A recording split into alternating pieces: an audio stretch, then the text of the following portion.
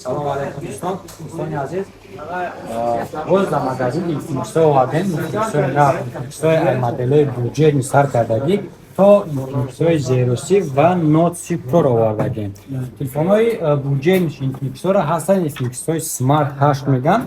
اینو پامیتش 64 و اپراتیفکاش 3 تلفن بودجه نیای.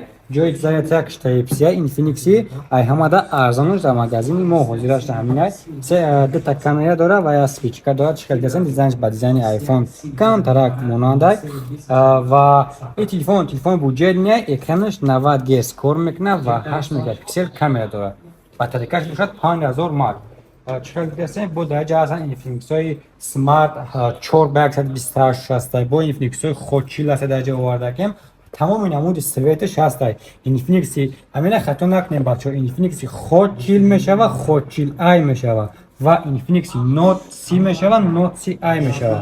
هر یک کدامش بخچه نموش دیگرگون میشوند و در یک خیلی که دستیم بچه ها تر تلفونی که بسیار میپرسیدن بچه ها اینفینکس زیرو سی میپرسیدن این اخیر و مگزینه آوردیمش چقدر دستن دیزاینش هم چوتکی های Infinix Zero C اپراتیفکاش 8 پلوس 8 256 گیگابایت پامر دارد و نرخش باشد در مگزین ما 19490 روبل در این مومنت. بعد همه در Infinix های با نرمانی ترش همیده Infinix های نوت سی پرو هستند. چقدر گذاشتن دو نمود سویت دارن 3 تا کامera و 1 تا اسپیکر دارن 108 مگاپیکسل کامera داره و اینو باشن اپراتیفکاشون میشه 8 پلوس 8 پلوسی 256 گیگابایت فامیل. نرخش باشه در مگزین ما اینو را هستن 19990 روبل و ما تا آخر ماه رمضان نرخ ما را علیش کردیم. تا آخر ماه رمضان میتونید که بیاین همین اینفینکس را با نرخایی که 500 روبل 1000 روبل اسکیپ کنید میتونید که بیاین دسترس کنید تا آخر ماه رمضان.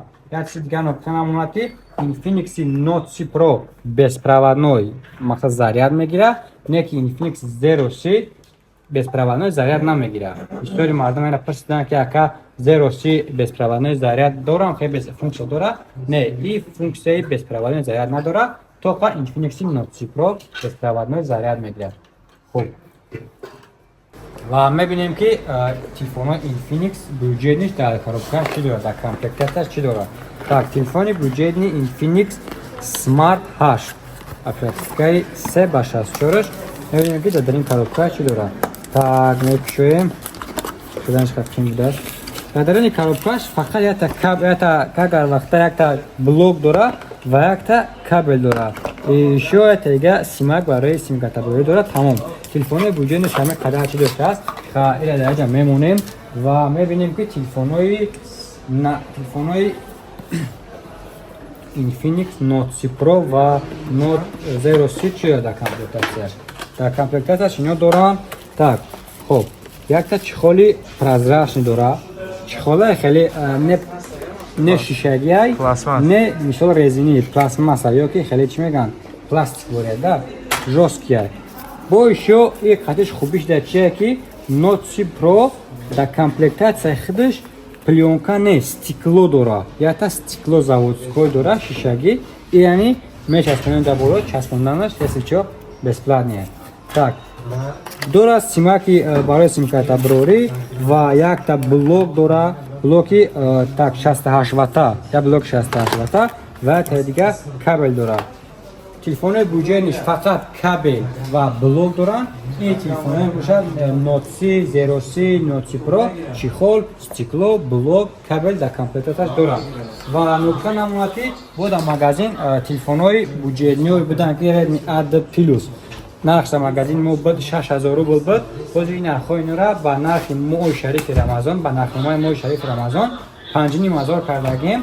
میتونید که ببینید این 5500 روبل سر کرده تا 40 50 60 130 هزار تلفن خرید داده که چی تلفنی میگیرین صاحبی یک تایگه این پدرکا میشه و این پدرکا را یک میکشیم در این پدرکا چیزی برویم دستیم یک میکشیم پریمیر نه در این پدرکا برومن موشینکا صاحب تلفنی 5500 میگیری یا موشینکای 10000 میزنی این پروست پدرکا اینمی مغازین ریال فون است. تو دیگه شب کشیم دیگه چی میبره و نگن که خودش ببرد неш наушники AirPods MT-17. Ай нами наушникҳо нархошон дар магазини мо 1500 то 2000 мешаванд. Инора мо дар падарка мондагем.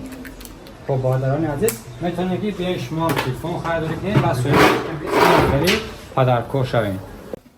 دستافکا با تمام همه شهرهای روسیه و دستافکا با تاجیکستان طریق سامولوت میکنیم. اگر که ای مسکو بیرون باشین через پشت روسیه یا تاکسی دستافکا میکنه و درون مسکو دا باشین تو مترو دستافکا داریم برادران عزیز. اون اپشن هم اومد که دستافکا پلانیان بیسپلانی نیستن. دستافکا پلانیان در درون مترو روسیه 100 روبل через پشت هم 300 روبل. با تاجیکستان через سامولوت روان میکنیم با تاجیکستان 700 روبل تا تاجیکستان میشود. و شما میتونید که برای ذکر تلفن نمره که در اکران نوشتگی است با همین مراجعه کنید. اپراتور در مورد کوتاه با شما جواب خواهند داد. ساعت کاری ما از ساعت 10 سحر تا ساعت 10 شب آدرس مغازین گورод Moskva مترو بوتیوسکaya торговый центр Зеленый магазин Реал Фонд.